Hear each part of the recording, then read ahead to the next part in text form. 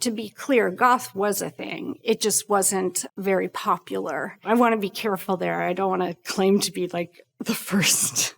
Hey, Harper's BAZAAR. I'm Winona Ryder. I'm going to be breaking down some of the characters that I've had the honor of playing.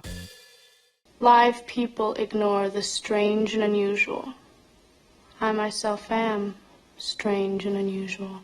So this is Lydia Deetz, my character from Beetlejuice. I think we shot it in 87 and it came out in 88. I went to the sound stages to meet Tim Burton. This guy walked in who I thought was from the art department, and we were just talking for a while about like Edward Gorey and a lot of movies, and about half hour into it, I asked him, I was like, do you know like when this Tim Burton guy is going to show up? And he's like, oh, that's me. And I was sort of blown away. I had an image in my mind of what a director is. Usually they're a lot older and they're a lot more sort of traditional, at least at that time. There were some things so casual and sort of intimate about it. Like I just felt so comfortable with him. By the end, he told me he wanted me to do it, which was very exciting. The style came very, very naturally to me. It was a little bit more extreme of how I dressed. I wore a lot of black. I still do. My whole life is a dark room. One big, dark room. It was a real game changer for me when it came out, because even though my character is this weird girl, she was sort of goth before goth. To be clear, goth was a thing. It just wasn't very popular. I want to be careful there. I don't want to claim to be like the first. But she was someone I really, really identified with. I remember the movie coming out and doing extremely well. And I was living in this town about 45 minutes north of San Francisco. I did well academically in school, but socially not so well. And I really remember thinking Beetlejuice was going to change that because it's doing so well, but it didn't. People still called me weirdo and freak and stuff. But, you know, hey, to me, it's a badge of honor.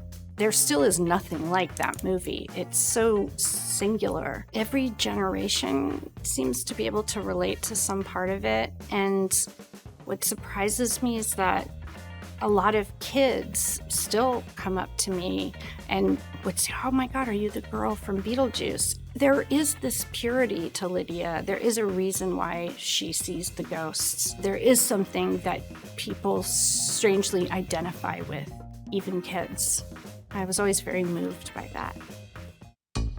This is Veronica Sawyer in Heathers, which is, I think, a masterpiece, a very, very dark comedy that I made right after Beetlejuice, actually. I had been slipped the script by Michael McDowell, who wrote Beetlejuice and was a friend. And it was such a brilliant script. It was sort of going around secretly. So to get slipped that early on was great. And I went in and I met, and they didn't think I was pretty enough. I was sort of the weird girl from Beetlejuice. It was very fair because on screen, I'd only played very weird characters. I went across the street to the Beverly Center and I went to Macy's and I had them do like a makeover on me. And then I went back and I was like, you don't have to pay me. I just want to say these words. I think they almost took me up on that. I don't think any of us were really paid. We probably just were paid scale.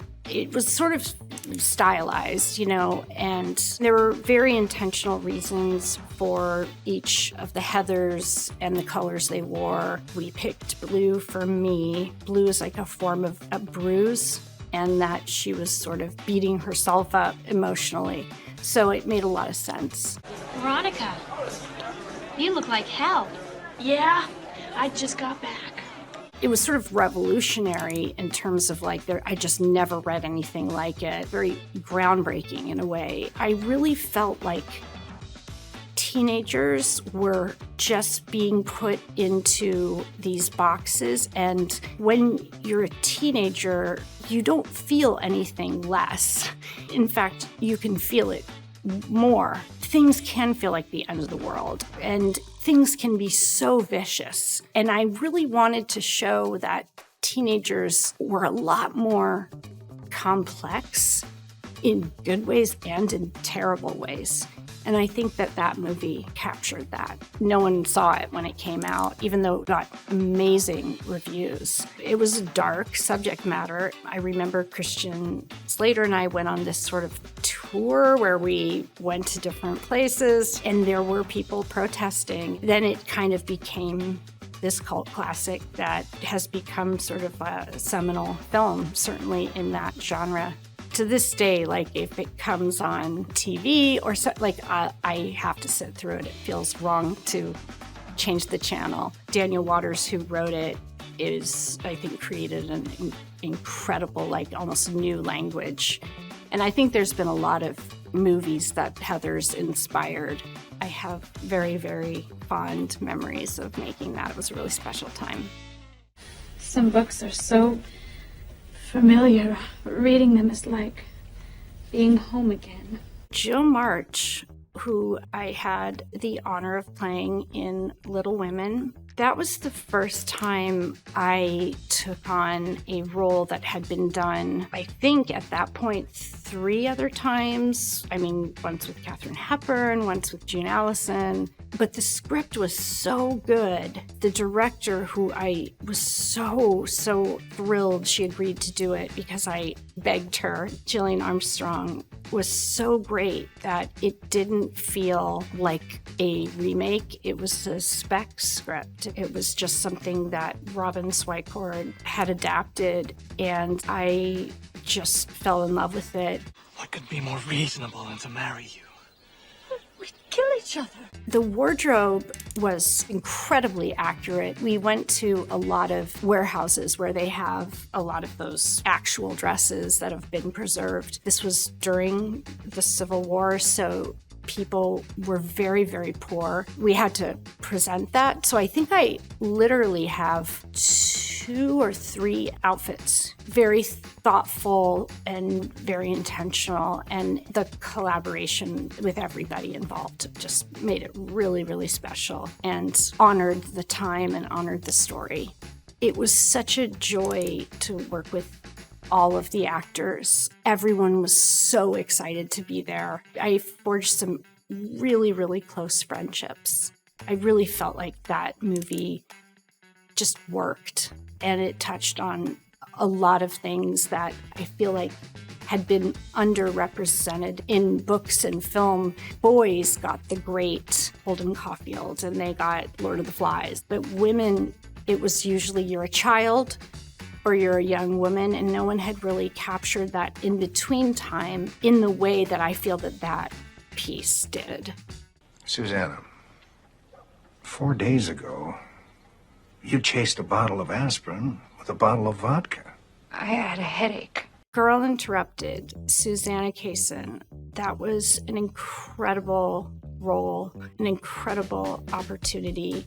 I read the book when it was still in galleys form because my father and mother are writers, so they have all these connections. So I actually read the book before it came out and just fell in love with Susanna. The story is sort of more of a chapter in this woman's life. This girl is going through a rough time and suddenly finds herself locked in a mental hospital. You know, she was a complicated person, and she was brave enough to write about it in a very honest way. So what is this borderline business you mentioned on the phone? Oh, look, I don't think that's useful to Susanna. I mean, not... What borderline business? The style was very accurate. Ariane Phillips was the costume designer. We had some pictures of Susanna. I really was struck by that striped shirt, and I wanted to repeat that a lot because I think you have a different outfit every day when you're in that situation. I just wanted everything to be as accurate and believable as possible. When you're alone and life is making you lonely, you can always go downtown. It took a long time to get it set up. Having that other role of a producer as well was new to me. I realized like how difficult that can be when you just cannot compromise because it's such a specific story. I had other opportunities to make it with different directors, but it just has to be someone who really gets it. You know, I found that person with Jim Mangold. It was an incredible cast. I mean, Angelina was just a powerhouse, obviously. I feel like all of our scenes together were intense. And Clea Duvall and Elizabeth Moss and Brittany Murphy, who I was very close to. A lot of people approach me about how much that movie meant to them. Certainly for women, you know, there's always been the narrative that the women, you know, are hysterical and need to be put away. People go through hard times all the time, and it doesn't necessarily mean they're crazy. Will, are you here? Okay, good. Joyce Byers. She is a character that I'm literally on my 10th year playing her. Absolute first for me to play a character for that long. It was a huge to say yes to like one episode. They only gave me the pilot episode. I didn't at the time know what streaming was. It was terrifying in that regard. At the time, Tim and I were talking about the Beetlejuice sequel, and there have been moments over the last 15 years that we thought it was going to happen, but again, that's a thing, it had to be perfect with everybody in order for it to happen. But I remember at my first meeting with the Duffer Brothers, I said, as long as if Beetlejuice 2 happens, you'll let me go do that. And they agreed. Luckily, it worked out. That was my one condition. Joyce has always been a struggling single mom. I've repeated a lot of the clothes. A lot of the clothes were my mom and dad's, the jeans. It's always important to me to represent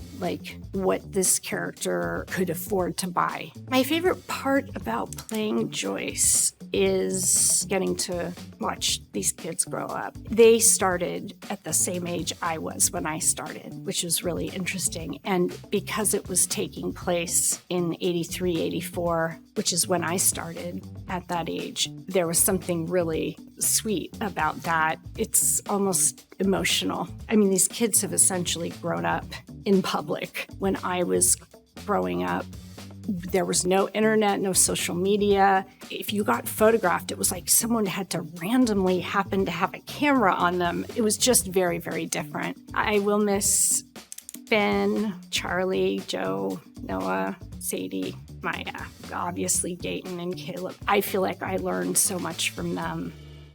Thanks so much for watching, and be sure to check out my Harper's BAZAAR cover.